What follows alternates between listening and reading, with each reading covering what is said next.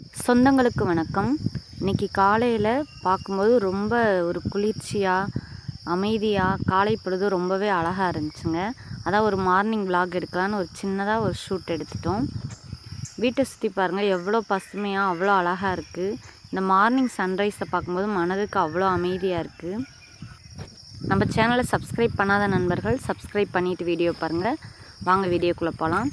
நம்ம தோட்டத்தில் வீட்டு தேவைக்கான பூக்கள் எல்லாமே நட்டு வச்சுருக்கோம். இது நாட்டு பன்னீர் ரோஜாங்க.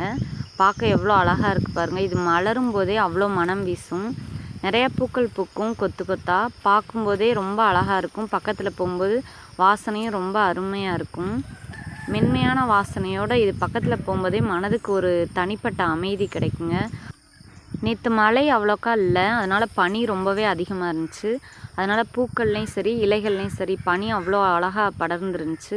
இது தாங்க பனி படர்ந்துருக்கிறது எவ்வளோ அழகாக இருக்குது பாருங்கள். நல்லா ஒரு முத்து முத்தாக லேசாக வெயில் அடிக்கும்போது அது உருகிறத பார்க்கும்போது அவ்வளோ அழகாக இருக்கும். பூக்களோட மொட்டுகள் பூக்கள் எல்லாத்தையுமே ரசிச்சுட்டு அப்படியே நம்ம கார்டன் ஏரியாவுக்கு போயாச்சுங்க. இங்கே ஒரு ஊட்டி ரோஸ் இருக்குது. அதுவுமே நிறையா பூக்கள் பூத்துருக்கு. இந்த குளிர்ச்சியான டயத்தில் பூக்கள் நிறையாவே பூக்கும். இது நித்திய கல்யாணி பூச்செடிகள். அந்திமல்லி பூச்செடிகள் காலையிலையும் மாலையிலையும் மட்டும்தான் பூக்களை நம்ம பார்க்க முடியும். மற்ற நேரம் சுருங்கிரும். எவ்வளோ அழகாக இருக்குது பாருங்கள் ரோஸ் கலரில். இந்த பூக்கள் அவ்வளோ ஒரு அட்ராக்டிவான கலரில் இருக்கும். சங்குப்பூக்கள் நிறையா பூக்கள் பூத்துருந்துச்சுங்க. குளிர்ச்சியான டயத்தில் பூக்கள் பூக்கிறதே அதிகமாக பூக்கும் மற்ற நேரத்தை விட. சங்குப்பூக்களை பார்த்ததுமே நமக்கு டீ குடிக்கலான்னு ஒரு எண்ணம் வந்துருச்சு. இந்த சங்குப்பூ டீ குடிக்கும்போது உடம்புல இருக்க கழிவுகளையெல்லாம் நீக்கி நல்ல ஒரு டீடாக்சிஃபையான ட்ரிங்க்னே சொல்லலாம். நிறைய வீடுகளில் இந்த செடி தானாகவே வளர்ந்துருக்கும். கிராமத்துலலாம் பார்த்தோம்னா அங்கனைக்கு அங்கே இந்த பூக்கள் அதிகமாக பூத்துருக்கும். இந்த சங்குப்பூக்களை இறைவனுக்கு அதிகமாக படைக்குவாங்க. ஆனால் நம்ம உடம்புக்கு உட்கொள்ளலாம் அப்படின்னு யாருக்குமே தெரிகிறது இல்லைங்க. இந்த பூக்களை ஒரு 5 பூக்கள்லேருந்து 10 பூக்கள் வரைக்கும் எடுத்து ஒரு கிளாஸ் தண்ணி ஊற்றி நல்லா கொதிக்க வச்சு அதோட எக்ஸ்ட்ராக்ட் எல்லாம் தண்ணியில் இறங்கினோடனே ப்ளூ கலரில் மாறிடும். இந்த ப்ளூ டீ உடம்புக்கு ரொம்ப நல்லதுன்னு யாருக்குமே தெரிய மாட்டேங்குது. இந்த பூக்கள் நம்ம உடம்புல இருக்க நச்சுத்தன்மை எல்லாத்தையுமே நீக்கிற தன்மை இருக்குதுங்க. ஸோ இந்த பூக்களை எல்லாமே டீ போட்டு குடிக்கலாம். அதுக்காக தான் இன்றைக்கி பறித்து எடுத்துக்கிட்டோம்.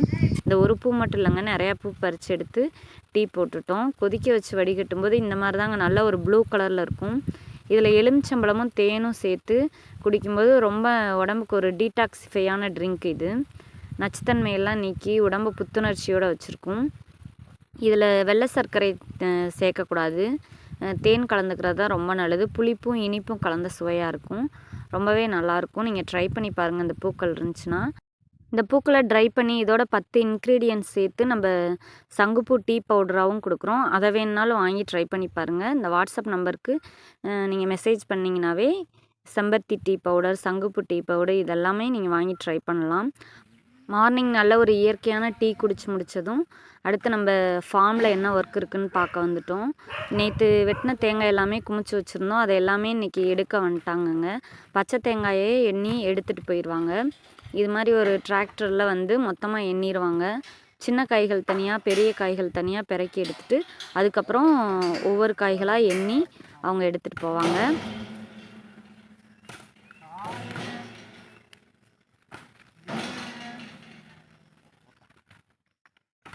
எடுக்கும்போதே நல்லா ஆட்டி பார்த்து எடுக்கிறாங்க பாருங்கள். இப்படி தான் பிரித்து எடுப்பாங்க. சில டைம் இளநிகளுமே அதில் கலந்துருக்கும்.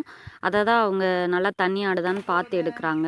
இந்த மாதிரி இளநீ சின்ன தேங்காய்கள் இதெல்லாம் பிரித்து எடுத்துருவாங்க. சின்ன காய்களை பாதி ரேட்டுக்கு எடுத்துக்குவாங்க. இளநீர் காய்களையெல்லாம் எடுக்க மாட்டாங்க, அது தோல் சுருங்கிரும் அப்படின்றனால. நல்ல தெளிவான காய்களை மட்டும் எடுத்துக்குவாங்க.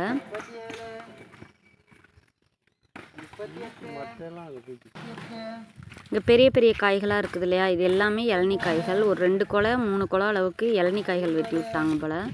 இதில் சின்ன சின்னதாக இருக்குது. இந்த சீசனுக்கு கொஞ்சம் காய்கள் இப்படி தான் சின்னதாக வரும்.